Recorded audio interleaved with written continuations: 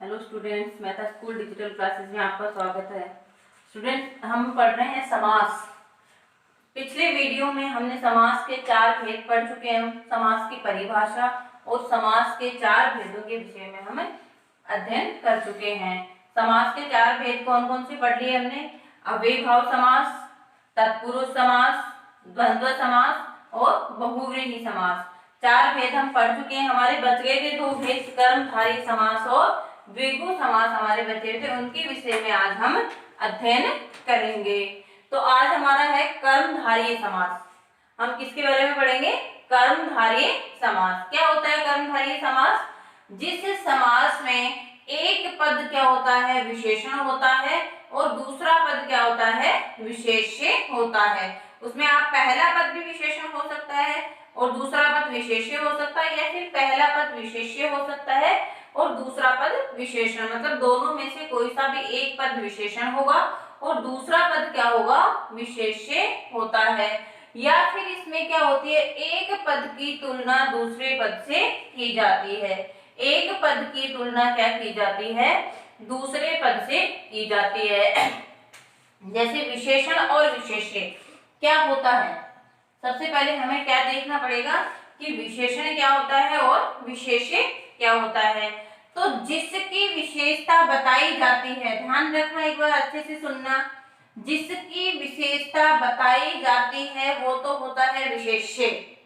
जिसकी विशेषता बताई जाती है वो तो होता है विशेष्य। और जो विशेषता बताई जाती है, जो भी उसकी विशेषता बताई जाती है, वो क्या कहलाता है? विशेषण। एक बार देख लेना, जैसे नील कमल है। नील कमल है तो इसमें कमल क्या है? किसके? कमल कैसा है? नीला है। कमल कैसा है? नीला है। तो कमल की क्या विशेषता बताई गई है? कि यह नीला है। विशेषता किसकी बताई जा रही है? कमल की बताई जा रही है। विशेषता किसकी बताई जा रही है? कमल की बताई जा रही है। तो कमल क्या हो जाएगा? विशेष्य। कमल क्या हो जाएगा? विशेष्य। और नील क्या हो जाएगा? विशेषण। मतलब जो विशेषता बताई जाती है, जो विशेषता बताई जाती है वो विशेषण, जिसकी विशेषता बताई जाती है वो क्या कहलाता है? विशेष्य कहलाता है। ठीक है। तो कर्मधारय समास में क्या होता है कि एक पद विशेषण होता है और दूसरा पद क्या होता है?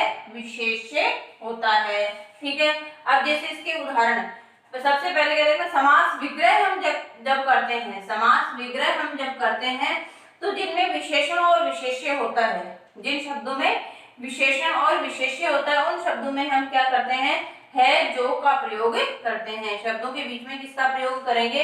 है जो शब्द का क्या करते हैं? हमें प्रयोग करते हैं। तुलना की जाती है, उनमें कई बार नहीं होता इसका प्रयोग, लेकिन अधिकतर शब्दों में हम किसका प्रयोग करते हैं? है जो का प्रयोग।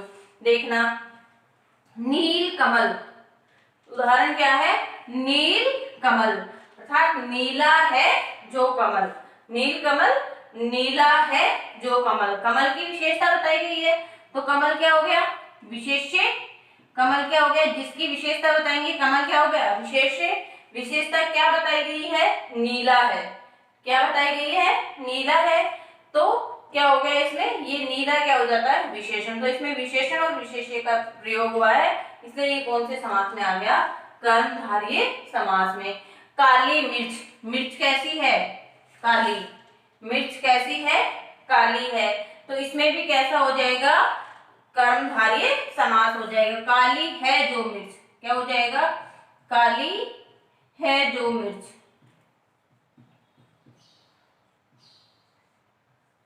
चंद्रमुख, मैंने आपको बताया कि इसमें एक पद की तुलना दूसरे पद से की जाती है। चंद्रमुख, मुख की तुलना किससे की गई है? चंद्रमा से। मुख की तुलना किससे की गई है? चंद्रमा से। मुख किसके समान बताया गया है? चंद्रमा के समान बताया गया है। तो एक पद की तुलना दूसरे पद से की जाती है, वहां पर भी कौन सा समास आता है? हमारा कर्मधारय समास आता है। तो इसमें क्या लिखेंगे हम? चंद्रमा के समान है मुख जो, चंद्रमा के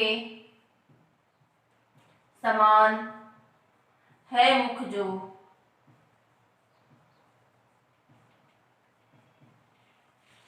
प्रधानमंत्री प्रधानमंत्री।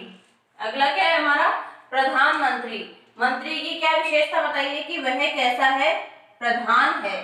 सारे मंत्रियों में क्या है? वो प्रधान है। मंत्री की विशेषता क्या बताई है कि यह जो मंत्री है सारे मंत्रियों में क्या होता है? प्रधान है। इसलिए प्रधान है जो मंत्री, प्रधान है जो मंत्री।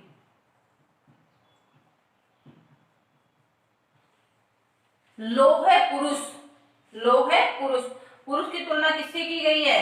लोहे से, कि लोहे के समान है जो पुरुष, लोहे के समान है जो पुरुष। क्या हो जाएगा? लोहे के समान है जो पुरुष।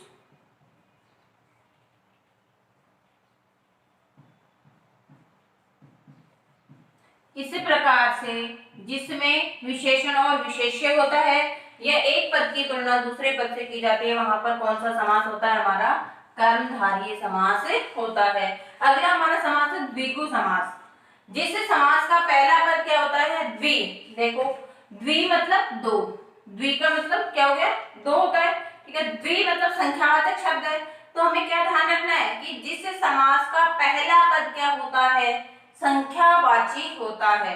पहले पद में किसका बोध होता है? हमें संख्या का बोध होता है। वहां पर कौन सा समास आता है? हमारा द्विगु समास आता है।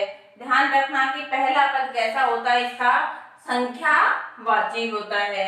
और विग्रह करते समय हम किन शब्दों का प्रयोग करते हैं? या तो समूह का या समाहार का प्रयोग करते हैं।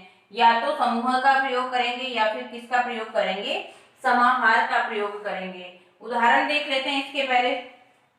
त्रिलोक, त्रि मतलब तीन, त्रि का मतलब क्या हो गया?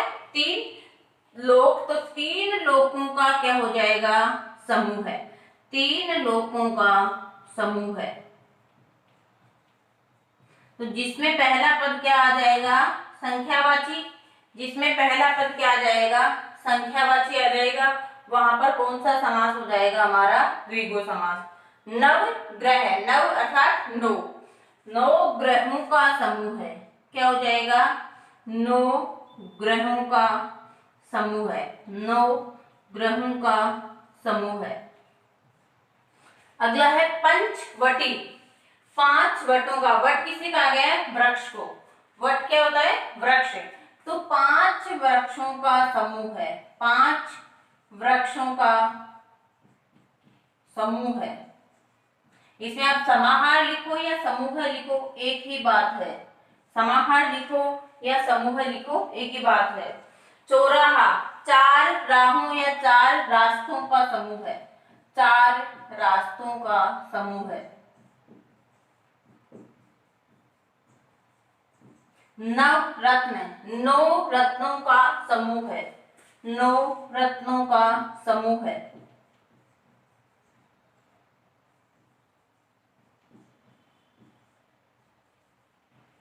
त्रिभुज, तीन भुजाओं का समूह है, त्रिभुज तीन भुजाओं का समूह है।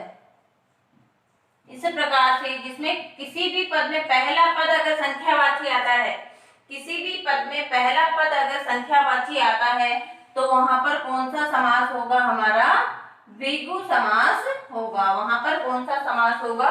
द्विगु समास होगा। ये तो हो गया कर्मधारय और द्विगु समास। अब हमें क्या जानना है? हमने एक चीज पढ़ी थी कि एक शब्द आया था दशानन।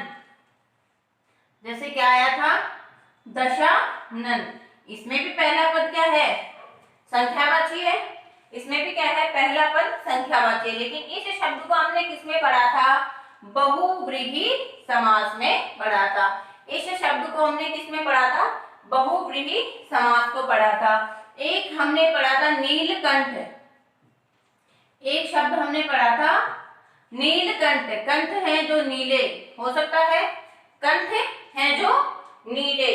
तो ये नीले और कंठ की विशेषता बताई क्या गई है? नीले। तो इसमें ये किस में आ सकता है? हमारे कर्मधारय समास में आ सकता है। तो अब हमें क्या ध्यान रखना है?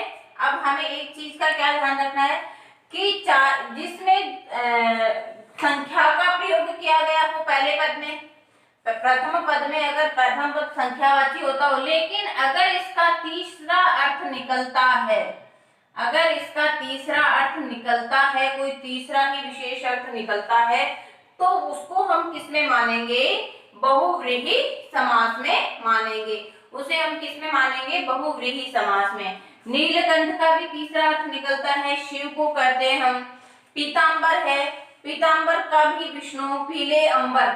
अगर ऐसे ही पीतांबर दिया हुआ आएगा, वाक्य के ऊपर निर्भर करता है। अगर पूरा वाक्य दिया हुआ आता है हमें, उसमें सीधा सीधा कह रहे हैं कि इसने पीतांबर पहन रखे हैं, इसने पीतांबर पहन रखे हैं। एक बार वाक्य से आप देखिए, कोई भी वाक्य है कि राम ने पीतांबर पहन रखे हैं, राम ने पीतांबर पहन रखे हैं, पहने हुए हैं या पहन रखे हैं, ठीक है।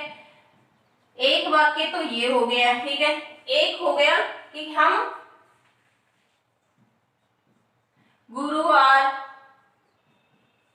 को पीतांबर की पूजा करते हैं, पीतांबर की पूजा करते हैं। ध्यान रखना, एक बार अच्छे से ध्यान देना। अब देखो यहाँ पे तो क्या हो गया, सिर्फ पीले वस्त्रों के लिए आया है। पीतांबर किसके लिए आया है? कि राम ने क्या कर रखे हैं? पीले वस्त्र पहन रखे हैं। हम गुरुवार को क्या करते हैं? भगवान विष्णु की पूजा करते हैं। पीतांबर मतलब पीले जिन्होंने वस्त्र पहन रखे हैं, तो वो कौन आ गए? विष्णु भगवान। तो इसमें हमें क्या करना है? अगर इस तरह से वाक्य होता है तो हमें ध्यान रखना है कि क्या होगा इसमें, पीतांबर में क्या होगा? इसमें होगा बहुव्रीहि समास और इसमें क्या होगा? कर्मधारय समास होगा। इस वाक्य में बहुव्रीहि समास और इस वाक्य में क्या होगा? हमारा कर्मधारय समास होगा। तो वाक्य पर निर्भर करता है कि हमें वाक्य किस तरह से दिया होता है। शब्द अगर आता है तो हम क्या करेंगे? उसमें बहुव्रीहि समास होता है, ठीक है।